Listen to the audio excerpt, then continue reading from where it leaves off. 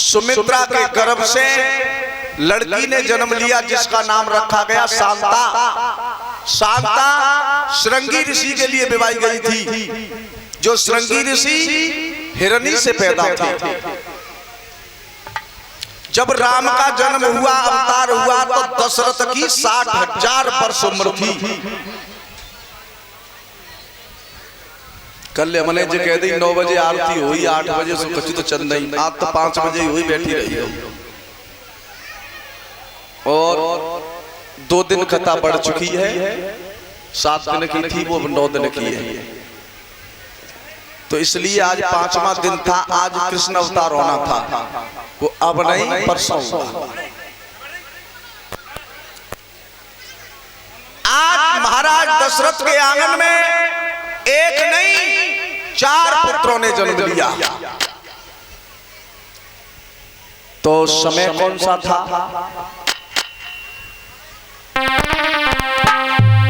नौमी तिथि मधुमास पुनीता, शुक्ल पक्ष जित हरि प्रीता।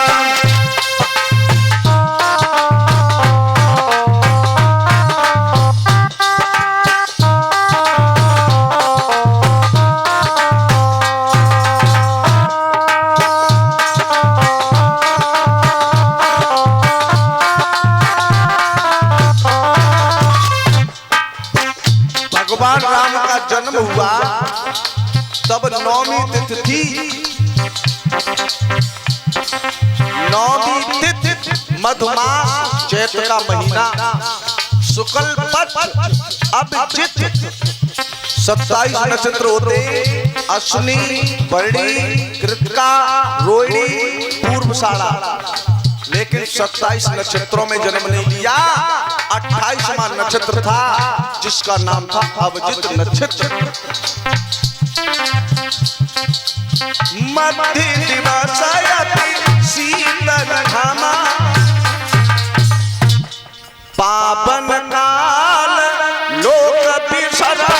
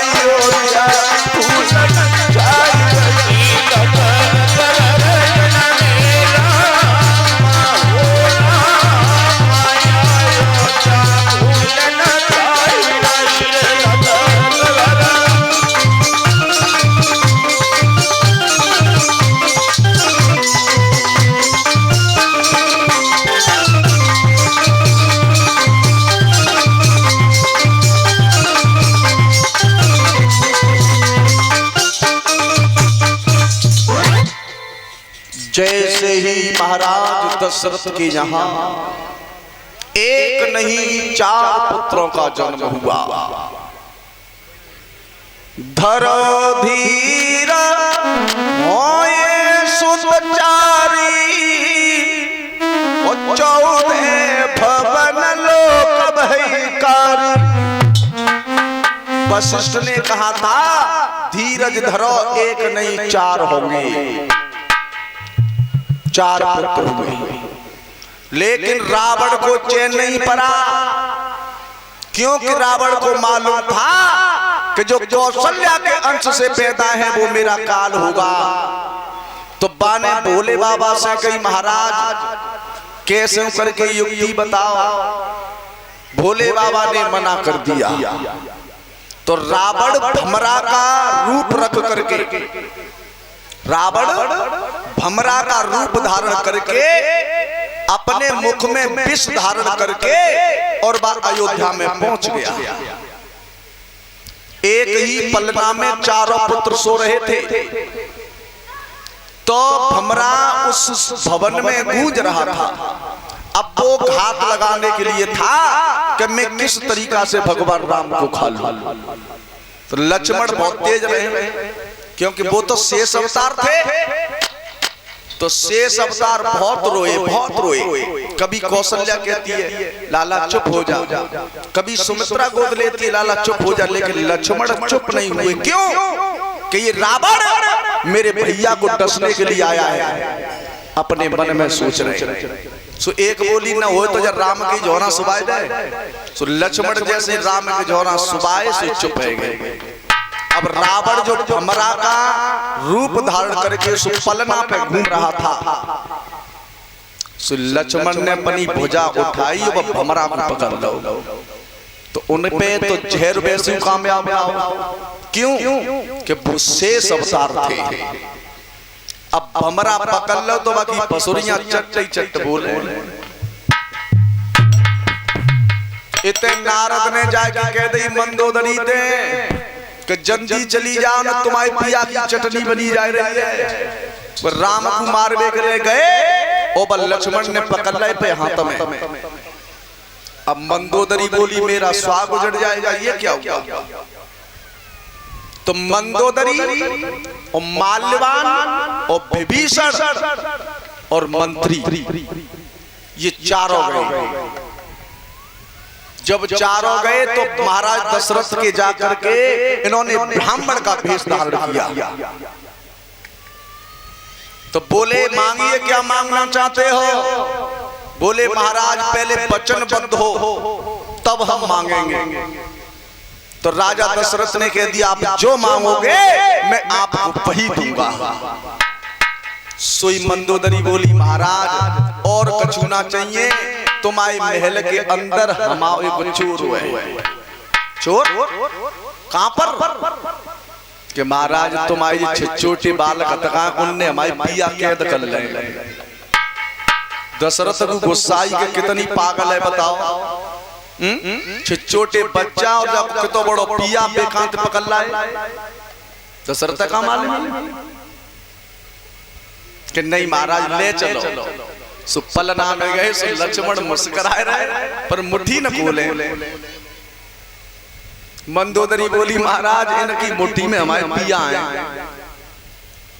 दशरथ बोले अब तो पागल है, बताओ पिया कितना बड़ा हो तो है और जब लक्ष्मण बच्चा कितना छोटो जो कह रही कि मुट्ठी में पिया है कि ना महाराज तुम खुलवाओ। अब दशरथ जो लगा में लक्ष्मण का खोले और रावण सोच रहा कि आज वो लग रही है कि कहूं फसुरियां आज बचे जन बचे। तो महाराज दशरथ ने खोला वो भमरा उड़ गया।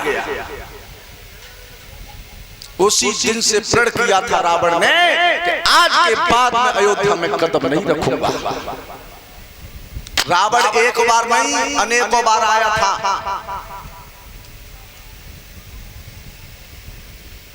आज वही राम और लक्ष्मण विश्वामित्र के साथ जंगल के लिए चले। सबसे पहले भगवान श्री राम ने ताड़का का वध किया। उसके बाद सुबाहु को एक ही बाण से 100 योजन पर डाल दिया। उसके बाद विश्वामित्र आगे बढ़े तो उन्होंने एक पत्थर की नारी देखी। राम बोले महाराज ये क्या है, पत्थर की नारी? कि हाँ ये गौतम की नारी अहिल्या है, इसे श्राप दे दिया है तो ये पत्थर की नारी बन गई है। बेटा राम अपने पग धूल से इसका उद्धार करो। भगवान श्री राम ने अपना जैसे ही पैर लगाया वो सुंदर नारी बन गई, चरणों में गिर गई और श्वेत धाम के लिए चली गई। भगवान विष्णु का धाम होता है क्षीर सागर, राम का धाम होता है संकेत धाम, और भगवान कन्हैया का धाम होता है गोलोक धाम। बोलिए गोविंद भगवान की। इधर महाराज जनक ने अपनी द्रोही में एक धनुष डलवा दिया था और उन्होंने ये कह दिया कि जो वीर जो 36 धनुष को तोड़ देगा उसी के साथ मैं सीता का विवाह करूंगा। अब बताओ, रामायण आनंद रामायण तो यहां तक बता रही है कि 5,500 जब रथ में रख के तब जनकपुरी में लेके आए। और फिर रामायण चौपाई बता रही है कि भूप से श्रद्धस एक ही बारा और लगे उठावन रही नटारा। शेष कितने थे कहते हैं? 1000। तो शेष भूप 10,000 राजा एक संग लग गए। अब बताओ धनुष कितना बड़ो हो, 10,000 राजा के कम से कम 20,000 हाथ तो ही गए। चलो मानते हैं लग गए होंगे, लेकिन अगर 10,000 के हाथन थे वो धनुष टूट जाते तो सीता जी जयमाला कनक गिराती। बड़ी शंका है। और यहां भी एक और शंका है कि राजा दशरथ ने सब देश के लिए न्योता भेज दिया था, लेकिन महाराज जनक ने अयोध्या के लिए निमंत्रण नहीं भेजा था। राम लक्ष्मण तो गए न्योते के ही तो गए। इसमें क्या शंका है कि महाराज जनक ने इसलिए निमंत्रण नहीं भेजा कि एक बार महाराज जनक के शरीर में कोढ़ हो गया था, कोढ़। तो इनके गुरु को अष्टावक्र, तो अष्टावक्र तय कही कि महाराज मेरे शरीर में कोढ़ हो गया है। तो गुरुजी ने कही कि अगर पतिव्रता तुम्हारे शरीर पे लोटा ढाल दे तो तुम्हारे शरीर का कोढ़ ठीक हो जाएगा। तो राजा जनक और दशरथ की मित्रता थी। तो बिन पे तो 756 रानियां बताई गई। अब एक आध हो तो कचू मत जानो, भैंस ने कैसे बाड़ो। तो बिन ने कही तुम्हारी रानी तो पतिव्रता है, तो दशरथ के पास पत्र भेज दो, उनकी रानी आ जाएगी, लोटा ढाल देगी। तो जब पत्र अयोध्या के लिए गया तो 756 में तो एक पतिव्रता ना आई, सब वैसी। आप विचार करें राजा दशरथ का मैं सुबह अपना चेहरा कैसे दिखाऊंगा, मेरे महाराज बाबा रघु की दुहाई फिर रही है, कल मैं समाज में अपना कैसे दिखाऊंगा चेहरा। तो राजा दशरथ मरने के लिए चले। तो एक मेहतरानी उनके भवन में घूम रही थी। मेहतरानी बोली महाराज कैसे उदास हो। राजा दशरथ बोले 2 लाख बात ना अगर बताए दे तो काम होवे कोई ना। कि ना महाराज बताओ कि निमंत्रण आया है जनकपुरी से, जो पतिव्रता अगर लोटा ढाल देगी तो राजा जनक का कोढ़ ठीक हो जाएगा। और हमारी रानी सब वैसी ही एक पतिव्रता थे ना। तो वो मेहतरानी बोली महाराज इतनी छोटी सी बात, चिंता मत करो, रथ सजवाए दो, मैं जाऊंगी। तो वही थे मेहतरानी कहते हैं रानी तो रथ सजवाया और उधर गलियां आंगन चौबारा सब सजाए गए। क्यों? अरे कि अयोध्या की रानी आ रही है, महारानी। और जैसे ही मेहतरानी गई, राजा जनक के शरीर पर लोटा चढ़ाया, कोढ़ ठीक हो गया। अब राजा जनक ने कही महारानी बैठो। बोली क्यों बैठे? अरे मैं तो दासी हूं, मेहतरानी हूं। राजा जनक ने कही मेहतरानी? ओ भैया, मेहतरानी इतनी बड़ी पतिव्रता है तो रानी कितनी बड़ी हो। और रानी सभ्य सी वैसे के बाबा, एक बात तो बन गई। उनने कही अगर ये दासियां और मेहतरानी इतनी बड़ी पतिव्रता है तो उनकी महारानी कितनी बड़ी पतिव्रता होगी। आज सीता जी अपने सखियों को लेकर गई और फूल बाग में आई है, और इधर भगवान श्री राम उसी बगिया में घूम रहे हैं। तब तक एक सहेली बोली बहना मैंने अभी राम को देखा है। बोली चुप रहे, राम कहां से आ गए? तो बोली कि राम आए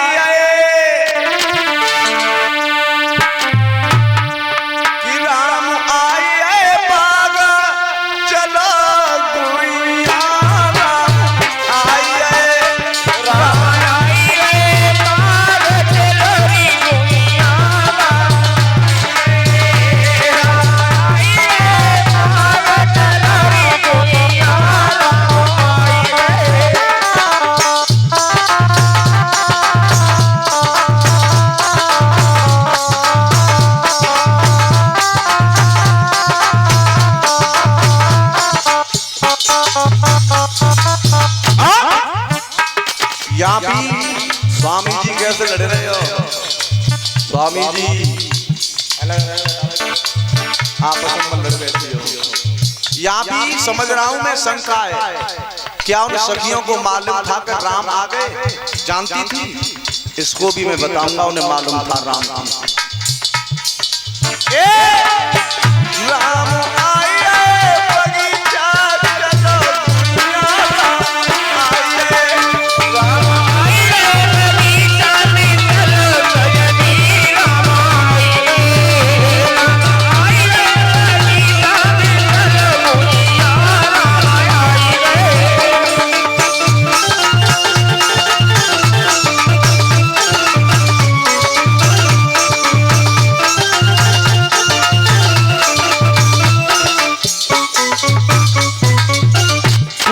सखी बोली ओए पागल है गई है, राम का आगे ना हैं, आगे जो बैठे ना पीछे,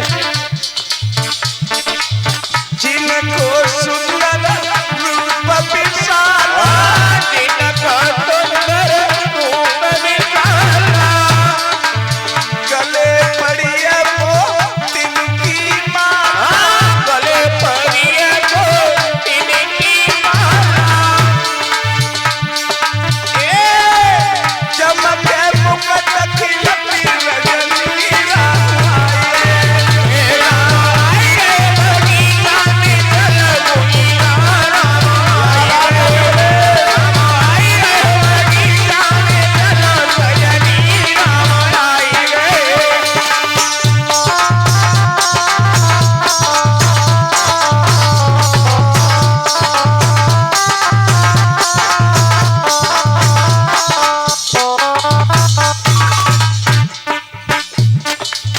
सहेली बोली बोली चुप रहे, राम तेरी कसम बहुत सुंदर है, उनके सिर पे मुकुट है और जब वो मोती चमकते तो रात में भी प्रकाश कर देंगे। अच्छा बट पीतांबर और नीला, पीतांबर और नीला, बट पीतांबर और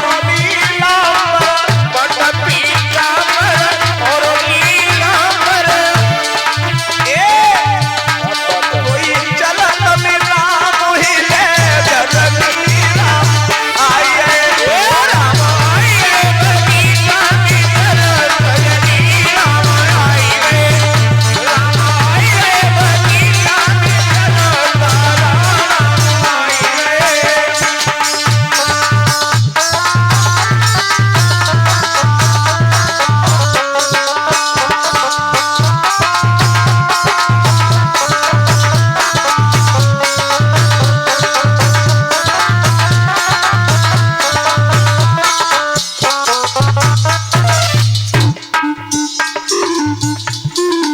समाई की सम वैसे कीर्तन के लिए कह दे कि कीर्तन बोलो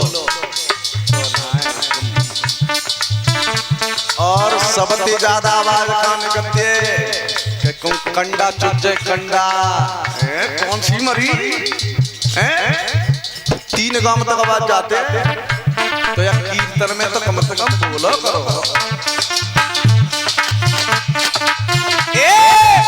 राम आइए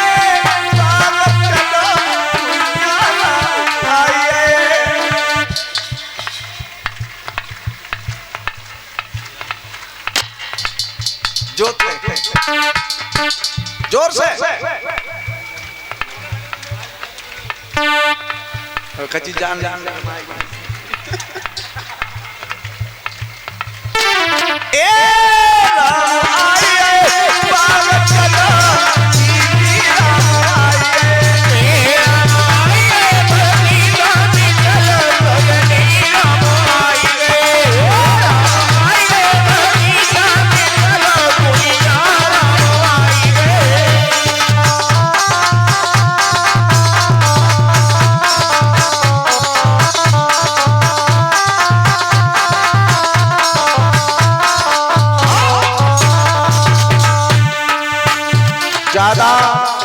ज्यादा तो मंजुना कह सकत तुम ते कछु बहने जले सरवाओं की कछु बुआ है तो ज्यादा तो कहीं ना सीता जी बोली